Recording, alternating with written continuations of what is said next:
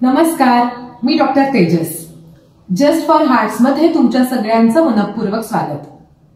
Healthy life series मधलं आजचं पुढचं सेशन आणि ह्या सिरीज मध्ये आपण आपल्या आरोग्याबद्दल, आपल्या लाईफस्टाईल बद्दल, वेगवेगळ्या लाईफस्टाईल डिसीजेस बद्दल सविस्तर चर्चा करतोय आणि आपल्या लाईफस्टाईलचे लहान सहान पैलू जे आपल्याला लक्षपूर्वक त्यांच्याबाबत वागायला हवंय किंवा जागरूक राहायला हवंय, काही छोट्या छोट्या टिप्स आणि ट्रिक्स ज्यामुळे आपली लाईफस्टाईल अजूनच हेल्दी बनू शकते, अशा काही गोष्टींबद्दल बोलतोय.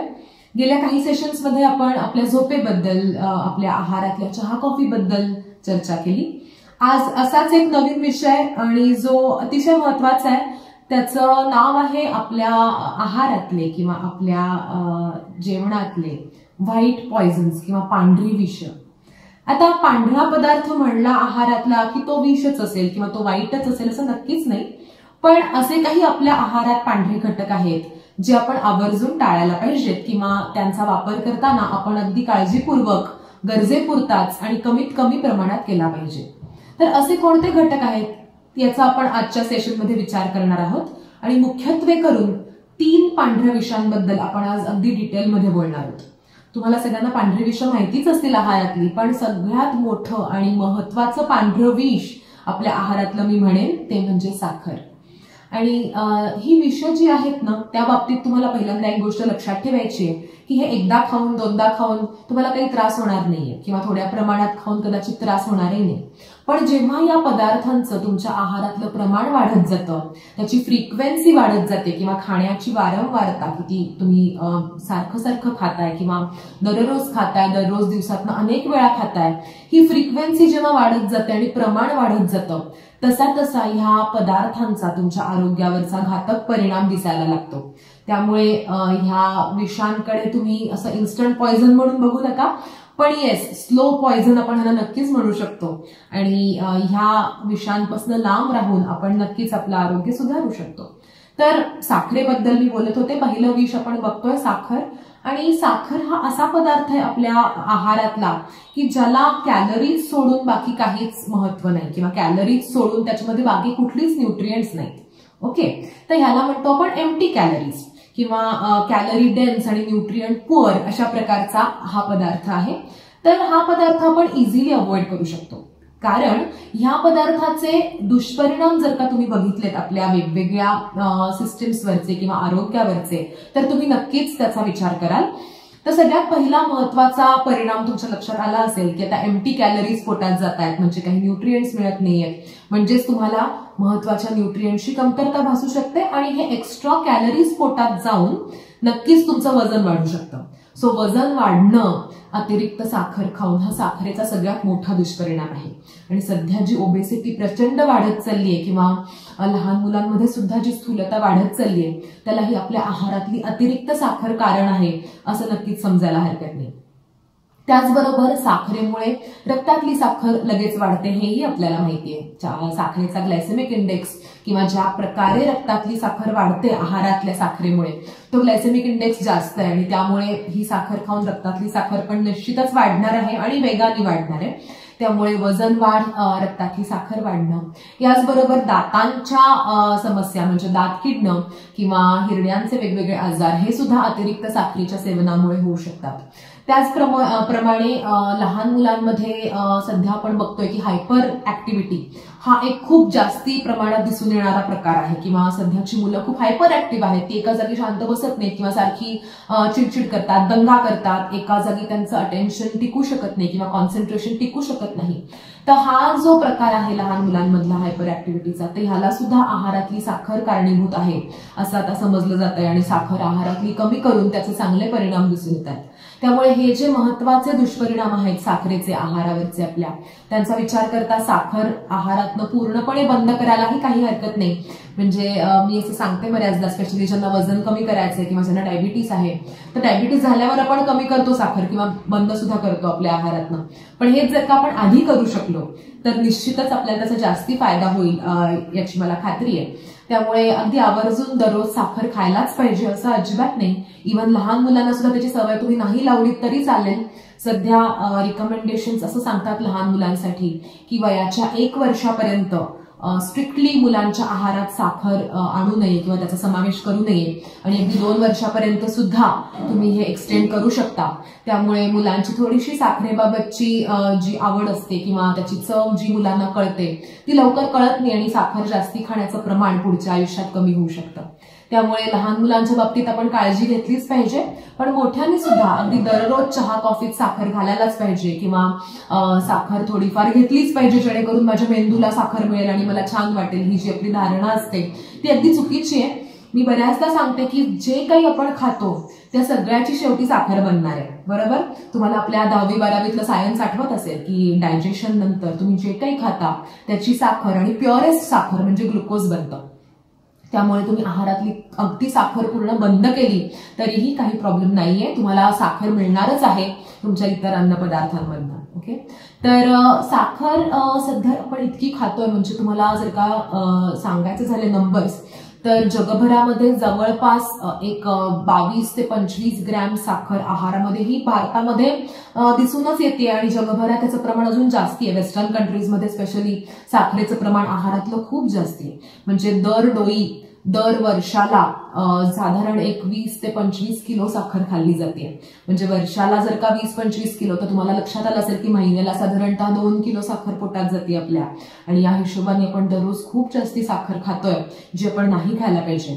तुम्ही रिकमेंडेशन्स म्हणाल तर रिकमेंडेशन्स असे आहेत की साधारण दिवसातनं 4 ते 5 चमच्यापेक्षा जास्ती साखर नाही खाल्ली पाहिजे. पण असं समजून तुम्ही 4 ते 5 चमचे सुद्धा खायला नाही पाहिजे असं मी म्हणेन, कारण 4 ते 5 चमचे हे अपर लिमिट आहे किंवा मॅक्झिमम साखर इतकी खाऊ शकता असा त्याचा अर्थ आहे. त्याला मिनिमम रिकमेंडेशन्स काही नाहीच आहेत कारण की तुम्ही ती पूर्ण बंदही करू शकता. त्यामुळे कुठलेही आरोग्यावर तुमच्या वाईट परिणाम होणार नाहीयेत. तर साखर ही लक्षात ठेवायला पाहिजे की फक्त ऍडेड शुगर ही बघून उपयोग नाही, कारण साखर आपल्या पोटात विविध मार्गांनी जात असते. जसं की आपल्या चहा कॉफीतनं तर साखर जातेच, आपण त्याच्यामध्ये घालतोच साखर, किंवा गोड पदार्थांमधनं साखर पोटात जातेच की मिठाई आहे किंवा घरी काही गोड पदार्थ केलेत, शिरा केलाय, खीर केल्यात वेगवेगळ्या, किंवा काही गाजराचा हलवा, बरेच पदार्थ, बासुंदी आहे, कुठलेही पदार्थ सणावाराला आपल्या घरी हे गोड पदार्थ होतात. पण पूर्वी फक्त सणवारालाच हे गोड पदार्थ खाल्ले जायचे आणि इतर वेळी साखरेचा आहारात समावेश नसायचा. त्यामुळे तितकी थोडीशी साखर खाऊन चालेल, पण रोजच्या आहारातली साखर नक्की कमी करा असं मी सांगेन. त्याचबरोबर आपल्या आहारामध्ये सध्या पॅकेज्ड फूड मधनं खूप सारी साखर पोटात जाते. म्हणजे तुम्ही वेगवेगळे ज्युसेस बघितले, पॅकेज ज्युसेस सध्या खूप वाढले याचं कन्झम्पशन.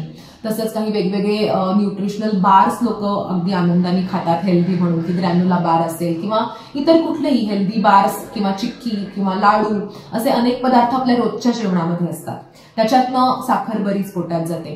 त्यानंतर आपल्या जेवणामध्ये अजून सॉस हा सध्या खूप वाढला आणि सॉसमध्ये जसं मीठ असतं जास्ती तशी साखर पण खूप जास्ती प्रमाणात असते. त्यामुळे हे जे पॅकेज्ड फूड्स आहेत, ब्रेकफास्ट सिरियल्स आहेत स्पेशली, अनेक जण सकाळी म्युस्ली, कॉर्नफ्लेक्स किंवा व्हीट फ्लेक्स, चोको, हे बऱ्याच अंशी सध्या आपल्या आहारात वाढत चाललंय ह्याचं प्रमाण. पण यामध्ये सुद्धा साखर असते. तुम्हाला फक्त पॅकेटचा पुढचा भाग बघून हे कदाचित कळणार नाही, तुम्हाला पॅकेटच्या मागचं फूड लेबल ह्याच्यासाठी वाचायला लागेल. आणि हे तुम्हाला जर का शिकायचं असेल कसं वाचायचं तर माझं फूड लेबल रिडिंगवरचं सेशन तुम्ही बघायला विसरू नका, कारण की ते सेशन अतिशय महत्वाचं आहे. आणि ह्या सेशनमध्ये मी डिटेलमध्ये शिकवलेलं आहे की पॅकेटवरचं फूड लेबल कसं वाचायचं आणि त्यातले लपलेले घटक कसे शोधून काढायचे. तर हे पॅकेटवरच्या फूड लेबलवर जर का वाचून तुमच्या लक्षात आलं की ह्यातनं आपल्या पोटात खूप साखर जातीये तर तुम्ही नक्कीच ते पदार्थ अवॉइड कराल. तर सॉस झालं किंवा ब्रेकफास्ट सिरियल्स झालं, त्याच्याबरोबरच वेगवेगळे जे जॅम्स आहेत, जेलीज आहेत, ह्यातनं सुद्धा भरपूर साखर पोटात जाते. तर हे सगळे साखरेचे सोर्सेस आहेत आपल्या आहारातले आणि साखर ही बऱ्याच नावांनी ओळखली जाते. सो जरी तुम्हाला फूड लेबलमध्ये साखर दिसली नाही तरी तुम्हाला फूड लेबलमध्ये कॉर्न सिरप दिसू शकतं, माल्ट एक्स्ट्रॅक्ट दिसू शकतं, किंवा तुम्हाला कॉर्न शुगर दिसू शकतं, फ्रुक्टोज दिसू शकतं. हे सगळे साखरेचीच वेगवेगळी नावं आहेत. त्यामुळे हाय फ्रुक्टोज कॉर्न सिरप हे एक नाव आहे which is commonly used in packaged foods. पण हे सगळे साखरेचे बहीण भाऊच आहेत. त्यामुळे ह्यांना सुद्धा तुमच्या आहारातनं हद्दपार करणं हा सगळ्यात चांगला उपाय आहे. कारण की स्पेशली साखरेमधलं फ्रुक्टोज किंवा हे हाय फ्रुक्टोज कॉर्न सिरप सारखे पदार्थ ज्याच्यामध्ये फ्रुक्टोज अतिरिक्त प्रमाणात पोटात जातं, तिथे आपल्या शरीरातली चरबी वाढू शकते आणि आपल्या इव्हन शरीरातले ट्रायग्लिसराइड्स रक्तातले वाढू शकतात असं लक्षात आलंय. त्यामुळे ह्यापासून तुम्ही नक्कीच लांब राहायला पाहिजे. सो हे होतं आपल्या पहिल्या व्हाईट पॉइझन बद्दल आहारातल्या.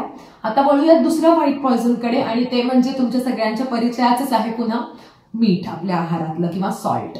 तर आता मीठ, तुम्ही म्हणाल की मीठ तर आवश्यक आहे, मिठातनं आयोडीन मिळतं, तर बरोबर आहे. सो मीठ पूर्ण बंद करा असं मी नक्कीच सांगणार नाही तुम्हाला, पण सध्या जे चाललंय ना ते मिठाचा अतिरिक्त वापर चाललाय, की मिठाचा आपण नको तितका वापर करायला लागलोय आपल्या आहारामध्ये. आणि पुन्हा आम्ही सांगेन की पॅकेज्ड फूड्स हे कल्प्रिट आहे. पॅकेज्ड फूड्स मधनं आपल्या आहारात जवळपास निम्म्यापेक्षा आपलं रोजचं मीठ जात असतं, आणि हेच प्रमाण अब्रॉड साधारण 70% आहे.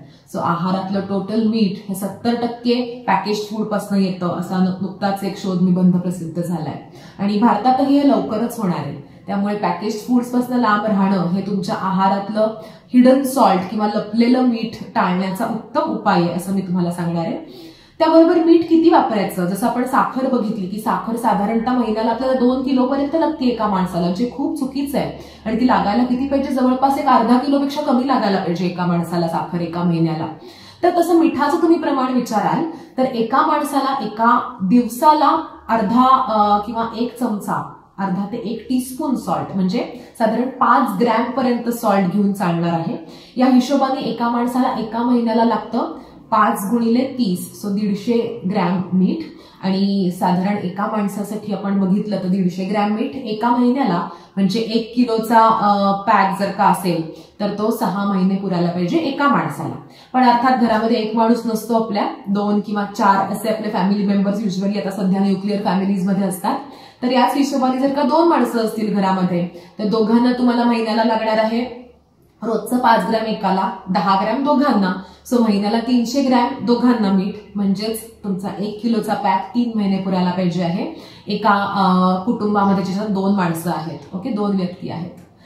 तसंच 4 जणांचं तुम्ही बघाल तर 4 जणांना साधारणतः 1.5 महिना एक पॅकेट मिठाचं पुरायला पाहिजे 1 किलोचं. हा हिशोब जर का तुम्ही ठेवलात आणि ह्याचं तुम्ही जर का ऑडिट केलं दर महिन्याला तर नक्कीच तुम्हाला मीठ बरोबर पुरतंय की नाही, की तुम्ही जास्ती मीठ खाताय ह्याचा तुम्हाला अंदाज येईल.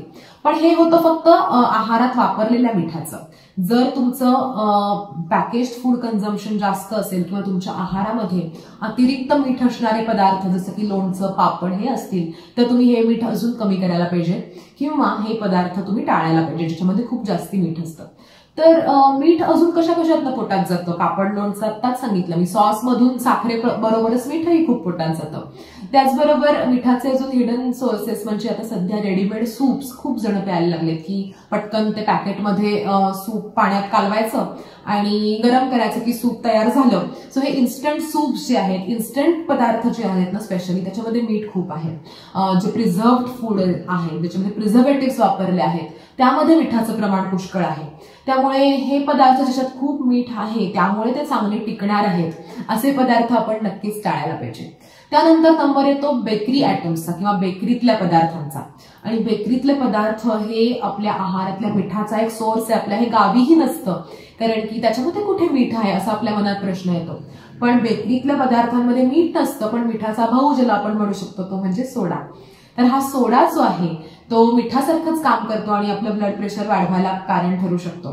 सो हे अतिरिक्त मीठ सोड्याद्वारे सुद्धा पोटात जाऊ शकतं. आणि बेकरीतले सगळेच पदार्थ म्हणजे बिस्किट, ब्रेड किंवा टोस्ट असेल, खारी असेल, केक्स असतील, तर हे सगळे बेकरीतले पदार्थ सोड्याशिवाय बनूच शकत नाही.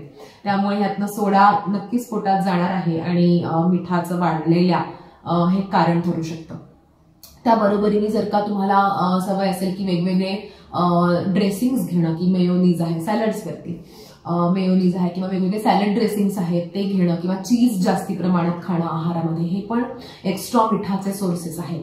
तर हे एक्स्ट्रा मीठ आहारातलं आपलं लपलेलं नक्कीच आपण टाळलं पाहिजे. स्पेशली बाकीचे पॅकेज्ड फूड्स जसं की चिप्स आहेत, कुरकुरे आहेत, यामधून सुद्धा खूप मीठ पोटात जातं. आणि तुम्हाला जर का पॅकेटवरचं वाचायचं असेल किंवा लक्षात ठेवायचं असेल किती मीठ पॅकेटवरती चालेल असलं तर त्याला एक गाईडलाईन आहे की पॅकेटवर जर का पर 100 ग्रॅम्स 140 mg पेक्षा मीठ कमी असेल तर ठीक आहे, त्या पॅकेटमधलं फूड तुम्ही थोड्याफार प्रमाणामध्ये खाऊ शकता, पण इतर इन्ग्रेडियंट्सही बघायला पाहिजे अर्थात. पण मिठा बाबतीत हा नॉर्म आहे की 140 mg per 100 grams of food. जर का त्याच्यापेक्षा जास्ती मीठ असलं तर खाऊ नका नक्कीच तुम्ही तो पदार्थ. आणि ह्या सगळ्या पदार्थांमध्ये जे आता आपण बोललो या सगळ्यामध्ये याच्यापेक्षा खूप जास्ती प्रमाणात मीठ असतं. तर मिठाचं सेवन अजून कमी जर का करायचं असेल तर काय काय करता येईल. एक तर पॅकेज फूड अवॉइड करणं हे एक झालं. दुसरी गोष्ट, तुम्ही मिठाला पर्यायी पदार्थ आहारात वापरू शकता. जसं की मिठाला पर्यायी पदार्थ काळं मीठ हा नक्कीच नाहीये, कारण की काळं मीठ किंवा ज्याला आपण रॉक सॉल्ट म्हणतो, ब्लॅक सॉल्ट, पिंक सॉल्ट हे सगळे पुन्हा मिठाचे भाऊबंदच आहेत. त्यामुळे ही गैरसमजूत आहे की मिठाच्या जागी काळं मीठ वापरणं किंवा पिंक सॉल्ट वापरणं हे चांगलं आहे. तर चांगलं आहे, पण ते सुद्धा तितक्याच प्रमाणात म्हणजे कमीच प्रमाणात वापरायला पाहिजे. ते जास्ती प्रमाणात वापरून नाही चालणार आहे. तर मिठाला पर्यायी पदार्थ काय ठरू शकतात की मिठासारखी थोडीशी चव असणारे पण सोडियम नाही त्याच्यामध्ये असे. तर त्याच्यासाठी तुम्ही तुमच्या खाण्यामध्ये किंवा जेवणामध्ये वेगवेगळे हर्ब्स वापरू शकता. जसं की काही म्हणजे साधे विनेगर आहे किंवा काही बेझिल लीव्स सध्या मिळतात किंवा वेगवेगळे साधं लिंबू आहे किंवा चिंच आहे, कोकम आहे. तर हे सगळे जे छोटे छोटे पदार्थ आपल्या स्वयंपाकघरात असतात त्याची चव थोडीशी मिठासारखीच असते. किंवा ओरिगॅनो आहे. तर हे सगळे स्पायसेस तुम्ही थोड्या थोड्या प्रमाणात नक्कीच वापरू शकता, जेणेकरून तुमची त्या पदार्थातली मिठाची गरज कमी होऊ शकते आणि थोड्या मिठात सुद्धा काम भागू शकतं. तर आता हे मीठ वापरायचं कमी आहे, ठीक आहे, पण मीठ जास्ती का नाही वापरायचं हे आपण आता बोलणार आहोत की मीठ जास्ती वापरून होतं काय, की का आपण एवढं मीठ कमी वापरायच्या मागे लागलोय. तर 2-3 गोष्टी. एकतर मीठ जास्ती जेव्हा आपल्या आहारामध्ये असतं तेव्हा मीठ हे पाण्याला खेचून घेतं आपल्या शरीरामध्ये, आणि शरीरामध्ये म्हणजे सेल्समध्ये आपल्या आणि रक्तामध्ये. तर हे जे एक्स्ट्राचं फ्लुइड आहे ते तुमच्या रक्तवाहिन्यांवरचं प्रेशर वाढवतं, म्हणजेच काय, तुमचं ब्लड प्रेशर वाढतं. तर अतिरिक्त मिठामुळे आहारातल्या आपलं ब्लड प्रेशर वाढतं. हा सगळ्यात जास्ती दिसून येणारा दुष्परिणाम मिठाचा. त्यामुळे ब्लड प्रेशर वाढल्यानंतर मिठाचं प्रमाण कमी करणं हे तर आहेच, मस्तच आहे.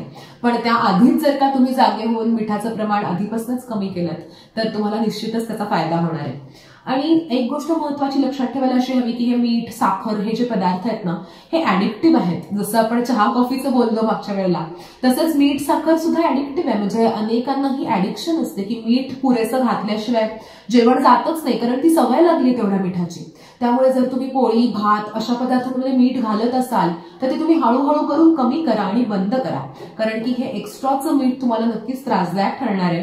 त्यामुळे मी सांगेन की तुम्ही मीठ कमीत कमी वापरा. जसं ब्लड प्रेशरवरती परिणाम होतो मिठाचा, तसंच तुमच्या हाडांच्या घनतेवरही परिणाम होतो एक्स्ट्रा मिठाचा, एक्स्ट्रा साखरेचा सुद्धा इव्हन. त्यामुळे तुमची हाडांची घनता सुद्धा यामुळे कमी होऊ शकते जर का तुमच्या आहारामध्ये अतिरिक्त मीठ, अतिरिक्त साखर असेल तर. त्यामुळे ह्या पदार्थांपासून तुम्ही नक्की लांब राहाल अशी मी आता खात्री करणार आहे ह्या सेशन नंतर. आता आपण वळतोय शेवटच्या आणि अजून एका महत्वाच्या व्हाईट पॉइझनकडे, आणि तो म्हणजे मैदा. आणि मैदा जर का तुम्ही मला म्हणलात की मैद्यामध्ये काय एवढं वाईट, तर मैद्यामध्ये वाईट असं की मैद्यामध्ये चांगले गुणधर्म नाहीत, हे त्याच्यामधलं वाईट आहे. की जेव्हा गव्हापासून मैदा बनतो तर तेव्हा गव्हावरचं जे आवरण असतं किंवा कव्हर असतं ज्याला ब्रॅन म्हणतात, व्हीट ब्रॅन, तर ते काढून टाकलं जातं. त्याच्याबरोबर गव्हातले आतला जो एंडोस्पर्म असतो ज्याला जर्म म्हणतात, तो जर्म काढून टाकला जातो. सो जर्म आणि व्हीट ब्रॅन जेव्हा काढून टाकलं जातं गव्हातनं, जे हे उपयुक्त घटक आहेत गव्हातले, ते जेव्हा काढून टाकले जातात तेव्हा उरतो मैदा. आणि हा मैदा आहे पुन्हा एकदा याच कारणासाठी त्याला व्हाईट पॉइझन म्हणलं जातं, कारण की साखरेप्रमाणेच त्यातनं कॅलरीज पुष्कळ मिळतात, कार्बोहायड्रेट्स फक्त मिळतात, पण त्यातनं बाकी प्रोटीन्स किंवा बाकीचे जीवनसत्व, मिनरल्स, फायबर्स हे कुठलेच घटक त्यातनं मिळत नाहीत. त्यामुळे पुन्हा एकदा कॅलरी डेन्स असा, न्यूट्रियंट पुअर आणि कॅलरी डेन्स असा हा मैदा जो असतो. आणि त्याच्याबरोबरच ह्या मैद्याचे जे पदार्थ बनवले जातात त्यामध्ये अजूनही वेगवेगळ्या गोष्टी ऍड केल्या जातात ज्यांनी तो मैदा अजूनच वाईट बनतो. फॉर एक्झाम्पल बेकरीतले पदार्थ, पुन्हा एकदा बेकरीतले सगळे पदार्थ ज्याच्यामध्ये मैदा आहे पुन्हा एक महत्वाचे इन्ग्रेडियंट आहे अपार्ट फ्रॉम सोडा. तर मैद्याशिवाय बेकरीतले पदार्थ शक्यतो बनवले जात नाहीत. आणि मैदा आणि पुन्हा त्याच्यामध्ये साखर घातली आहे, पुन्हा त्याच्यामध्ये सोडा आहे, असं एक कॉकटेल होतं बेसिकली वेगवेगळ्या व्हाईट पॉइझनचं. त्याच्यामुळे मी नेहमी सांगते की कुठलाही पदार्थ तुम्ही त्याच्याकडे फक्त एक इन्ग्रेडियंट त्यातला वाईट आहे असं बघू नका, त्यातले बाकीचेही इन्ग्रेडियंट्स बघा. त्यामुळे जर का उदाहरणार्थ आपण बेकरी प्रॉडक्ट बघितलं, तसं आपण चिप्स बघितलं फॉर एक्झाम्पल, तर चिप्समध्ये बटाटा आहे, मीठ आहे, साखर आहे, यातला कुठलाच घटक फारसा हेल्दी नाहीये. त्यामुळे ओव्हरऑल न्यूट्रिशनल प्रोफाईल कसं आहे तुम्ही खाता त्याचं हे खूप मॅटर करतं. आणि म्हणून मैद्याचे पदार्थ टाळणं. मैदा अजून कशा कशातनं पोटात जातो बरं, म्हणजे बेकरीतले पदार्थ हा एक सोर्स झाला, पण मैदा अजून अनेक पदार्थांमध्ये म्हणजे अनेक पॅकेज फूड्समध्ये मैदा थिकनर म्हणून वापरला असतो. त्यामुळे वेगवेगळे कुरकुरे बिरकुरे जर तुम्ही बघितलं ना त्याच्यामध्ये सुद्धा मैदा असतो, किंवा वेगवेगळ्या प्रकारचे फ्राईज असतात हल्ली जे मिळणारे कुरकुरीत पदार्थ जे स्पेशली मुलांना आवडतात.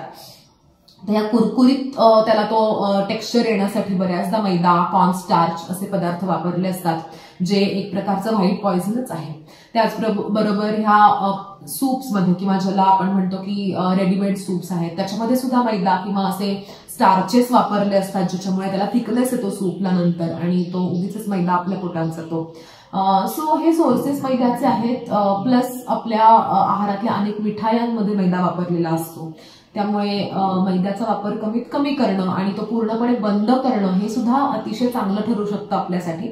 तर मैद्याबरोबरच काही इतर रिफाईंड ग्रेन्स म्हणजे ज्याला आपण म्हणतो की आता गव्हाचा मैदा बनतो, आपण बघितलं कसा बनतो ते, तसंच तुम्ही इतर धान्यांचं पूर्ण सगळं फायबर आणि जर्म काढून टाकलात तर ते ग्रेन्स सुद्धा आपल्या तब्येतीसाठी किंवा आरोग्यासाठी तितकेसे चांगले उरत नाहीत. साधं उदाहरण आपल्या भाताचं, की पांढरा भात आपण जो खातो सध्या पॉलिश केलेला, त्याच्यामध्ये पण मैद्यासारखीच प्रोसिजर घडते की जो रेग्युलर किंवा ओरिजिनल तांदूळ असतो त्याचे सगळे घटक काढून टाकले जातात, त्यातले महत्वाचे फायबर्स आणि जर्म सारखे, आणि मग जो उरतो तो पांढरा भात. आणि हा पांढरा तांदूळ जो असतो की नाही, तर हा पांढरा तांदूळ पुन्हा रक्तातली साखर तर पटकन वाढवतोच, कारण त्याच्यामध्ये फायबर्स नाहीत कुठले. त्याचबरोबर तो खूप जास्ती खाल्ला जाण्याची शक्यता असते, कारण त्याच्यामध्ये फायबर नसल्यामुळे आपल्याला पोट भरल्याचं सेन्सेशन येत नाही. सो हे रिफाईंड ग्रेन्सचा महत्वाचा ड्रॉबॅक हा आहे की हे पदार्थ खाऊन आपल्याला पोट भरल्याची भावनाच होत नाही आणि लगेचच परत भूक लागू शकते.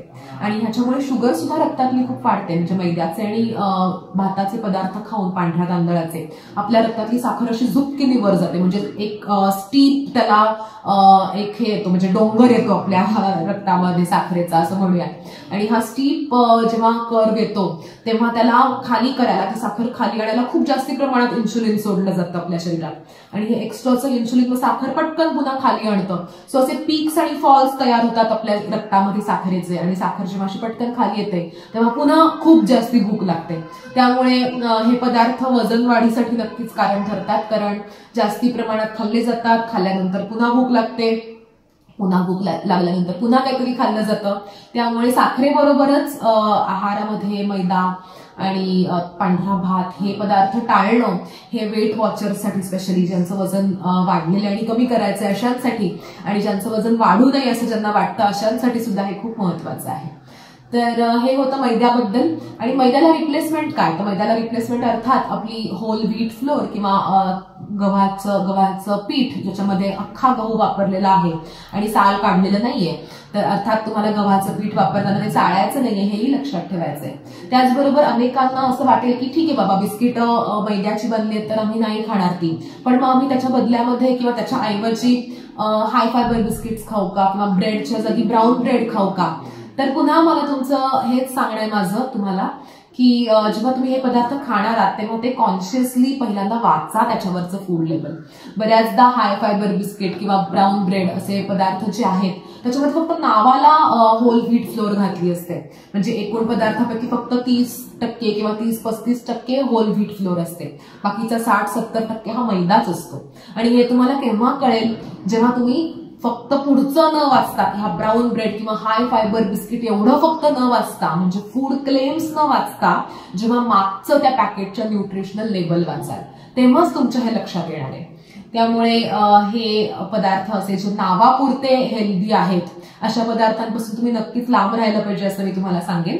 तर हे होते आपल्या आहारातले 3 प्रमुख व्हाईट पॉइझन्स: साखर, मीठ आणि मैदा किंवा रिफाईंड ग्रेन्स. ह्याच्याबरोबरच आणखीनही काही असे त्रासदायक पदार्थ पांढरे आपल्या आहारामध्ये आहेत, त्याची आपण फक्त आता नावं बघूयात, कारण की ते तुम्हाला फक्त नाव सांगूनही कळण्यासारखं आहे. ते म्हणजे आहे पहिली गोष्ट की क्रीम किंवा मेयोनीज किंवा बटर, हे जे फॅट्स आहेत आपल्या आहारातले पांढऱ्या रंगाचे, तर हे सुद्धा तुम्ही नक्कीच टाळू शकता. आणि ह्याला रिप्लेसमेंट्स म्हणजे आपल्या आहारात फॅट आपल्या आहारात हवे असतात, पण ते चांगल्या प्रकारचे हवे, जसं की नट्स आणि ऑइल सीड्स मधनं मिळणारे फॅट्स आहेत, हे तुम्ही नक्कीच घेऊ शकता. पण त्याचे एक्स्ट्रॅक्ट केलेले फॅट्स आणि स्पेशली हे सॅच्युरेटेड फॅट्स अतिरिक्त प्रमाणात आहारात घेणं हे नक्कीच तुम्ही टाळायला पाहिजे. आणि स्पेशली बटर तुम्ही जर का बाहेरचं खाल्लं तर बटरमध्ये त्याच्याबरोबर मीठ खूप असतं, म्हणजे लोणी तर जातंच पोटात, मीठही जातं. मग त्याला रिप्लेसमेंट म्हणजे घरी काढलेलं ताजं लोणी आहारामध्ये एखादा चमचा रोज घेणं किंवा ऑकेजनली घेणं, याच्यात काहीच प्रॉब्लेम नाहीये. पण जे प्रोसेस्ड फूड आहे, जितकं जास्ती प्रोसेस केलेलं एखाद्या फूडला तितका तो पदार्थ आपल्या तब्येतीसाठी चांगला नाही, हे तुम्ही लक्षात ठेवायला पाहिजे. त्यामुळे मेयोनीज, बटर, चीज असे स्प्रेड्स वेगवेगळे हल्लीचे मिळतात ते तुम्ही नक्की अवॉइड करायला पाहिजे. त्याचबरोबर अजून व्हाईट पॉयझन्स मध्ये मी सांगेन की बटाटा आणि साबुदाणा, म्हणजे हे खरं तर व्हाईट पॉयझन्स नाहीयेत. म्हणजे बटाटा हा खरं तर हेल्दी सुद्धा असू शकतो जर तुम्ही तो योग्य प्रकारे वापरलात तर. पण बटाटा वापरताना आपण कसा वापरतो की त्याचं साल काढून टाकतो आणि बटाट्याचं आपण एकतर चिप्स खातो किंवा त्याची खूप तेल घालून भाजी करतो ती खातो किंवा त्याचे काहीतरी कुरकुरे करून खातो किंवा उपवासाच्या दिवशी त्याचा किस करून खातो, ज्याच्यामध्ये खूप आपण तेल घालतो, खूप त्याच्यामध्ये पुन्हा साखर घालतो, थोडीशी मीठ घालतो. तर अशी जी पद्धत आहे ना बटाटा, ज्याचं तुम्ही आधीच त्याच्यात सत्व कमी आहे आणि त्याच्यामध्ये जे असलेलं सत्व तुम्ही ते काढून टाकताय, सालं काढून आणि त्याला वेगवेगळ्या प्रकारे प्रोसेस करून, त्यामुळे बटाट्याला व्हाईट पॉयझन आपल्याला म्हणायला लागतं बऱ्याचदा आणि तो अवॉइड करा असं सांगायला लागतं. पण अदरवाईज बटाटा हा एक चांगला पदार्थ आहे. जर तुम्ही तो बेक करून खाल्ला किंवा जर तुम्ही त्याचा सालासकट तुम्ही तो खायचा प्रयत्न केलात स्वच्छ धुवून, तर तो नक्की चांगला ठरू शकतो. किंवा जर तुम्ही पोळीच्या जागी किंवा भाताच्या जागी आहारातल्या त्या दिवशी एखाद दिवशी बटाटा खाल्लात आणि आहारातले स्टार्ची पदार्थ कमी केलेत तर बटाटा तुम्हाला नक्कीच त्रास देणार नाही. पण स्पेशली जेव्हा तुम्ही तो जास्ती प्रमाणात खाता, रोजच बटाट्याची भाजी स्पेशली लहान मुलांना तो आवडतो म्हणून सारखा दिला जातो, तर हे आपण नक्कीच टाळायला पाहिजे. त्याबरोबरच साबुदाणा, मी आता म्हणलं की साबुदाणा पण हा असाच एक पदार्थ आहे की ज्याच्यामध्ये फारसे काहीच न्यूट्रिएंट्स नाहीत, प्युअर स्टार्च, म्हणजे प्युअर त्याच्यामध्ये कॅलरीज आहेत आणि कार्बोहायड्रेट्स आहेत. त्याच्यामुळे रक्तातली साखर तर वाढूच शकते, ज्यांना डायबिटीस आहे त्यांच्यातली, आणि नाही त्यांच्यातलीही वाढते, मी तुम्हाला म्हटलं, आणि ती नंतर खाली आणली जाते परत. पण हे स्टार्ची पदार्थ, यातनं काही न्यूट्रिशन मिळणार नाहीये. असे पदार्थ फारसे खाऊन रोज रोज खाऊन नक्कीच चालण्यासारखं नाहीये. त्यामुळे कधीतरी गंमत म्हणून साबुदाण्याची खिचडी खायला हरकत नाही, मलाही खूप आवडते. पण ती अर्थात अगदी ऑकेजनली खाणं, थोड्या प्रमाणात खाणं आणि त्याच्याबरोबर चांगले न्यूट्रिशियस पदार्थ त्याच्याबरोबर घेणं. म्हणजे साबुदाण्याची खिचडी एक चमचा, एक वाटी खाल्ली तर त्याच्याबरोबर एक वाटी भरून छान सॅलड खाणं किंवा कोशिंबीर खाणं, हे जर तुम्ही करू शकणार असाल तर मला वाटतं की तुम्ही नक्कीच ती एन्जॉय करू शकाल एखाद दिवशी. प्लस साबुदाण्याच्या खिचडीत तुम्ही जर का छान काकडी कापून घालू शकलात किंवा त्याच्यामध्ये तुम्ही छान पनीरचे तुकडे घालू शकलात तर अशी खिचडी नक्कीच त्याच्यातनं थोडंसं प्रोटीन जाऊ शकतात पोटामध्ये किंवा मायक्रोन्यूट्रिएंट जाऊ शकतात. छान वरून ओलं खोबरं घाला, कोथिंबीर घाला, अशा प्रकारची खिचडी तुम्ही नक्कीच खाऊ शकता. अनेकांच्या भुवया मला उंचवलेल्या दिसतात की उपवासाला कुठे चालते कोथिंबीर आणि उपवासाला कसं असं खाणार. पण उपवासाला मी म्हणेन तुम्ही खिचडी खाऊच नका साबुदाण्याची. खिचडी तुम्ही अशीच गंमत म्हणून कधीतरी खा, मी सांगितलेल्या पद्धतीने छान करून. आणि उपवासाच्या दिवशी तुम्ही उपवास कसा करायचा याच्याबद्दल आपण सेशन एक नवीन घेऊयात, कारण तो पुन्हा खूप मोठा विषय आहे. मला वाटतं या सिरीजमध्ये त्याचं सेशन आपण नक्की घेऊ. पण हे आहारातले पांढरे पदार्थ तुम्ही निश्चित टाळावेत आणि अगदी ऑकेजनली कधीतरी थोड्या प्रमाणात त्याचा वापर करून इतर दिवशी रेग्युलर बेसिसवरती हे पदार्थ आहारात घेऊ नयेत, असं मी तुम्हाला या हेल्दी लाईफ सिरीजच्या थ्रू नक्की सांगणार आहे. आणि इतर आहारात काही पांढरे पदार्थ आहेत जे अगदी हेल्दी आहेत. म्हणजे अनेक जण आहारातले पूर्ण पांढरे पदार्थ बंद करायचे का, अशी अनेकांच्या मनात शंका येते हे सेशन बघितल्यानंतर. तर तसं काही नाहीये. पांढरे पदार्थ आहारामध्ये हेल्दी सुद्धा बरेच आहेत, जसं की आपल्या आहारामध्ये फॉर एक्झाम्पल दुधाचे पदार्थ आहेत किंवा फॉर एक्झाम्पल नारळ आहे, फ्लॉवर सारखी भाजी आहे किंवा बीन्स सारख्या भाज्या आहेत किंवा कडधान्य आहेत. ते सगळेच पदार्थ वाईट नाहीयेत, पण हे ठराविक पदार्थ तुम्ही नक्की टाळा आणि तुमची प्लेट किंवा तुमचं रोजचं जेवण जास्तीत जास्त कलरफुल कसं दिसेल, नॅचरली कलरफुल पदार्थांनी, ह्याच्याकडे नक्की लक्ष द्या. फ्रेश खा, कमीत कमी प्रोसेस केलेलं अन्न खा. एवढं बोलून मी आजचं सेशन इकडे थांबवतीये. तुमच्या शंका, काही कमेंट्स आम्हाला नक्की कळवा कमेंट सेक्शन मध्ये, त्याची उत्तरं मी नक्की देईन. असंच आमच्याबरोबर कायम राहा, सेशन्स बघा आणि ही जर्नी आपली हेल्थ बरोबरची अशीच पुढे सुरू राहू दे. एवढं बोलून थांबते. पुन्हा भेटूयात पुढच्या मंगळवारी संध्याकाळी 7 वाजता जस्ट फॉर हार्टच्या YouTube चॅनलवरती. नमस्कार.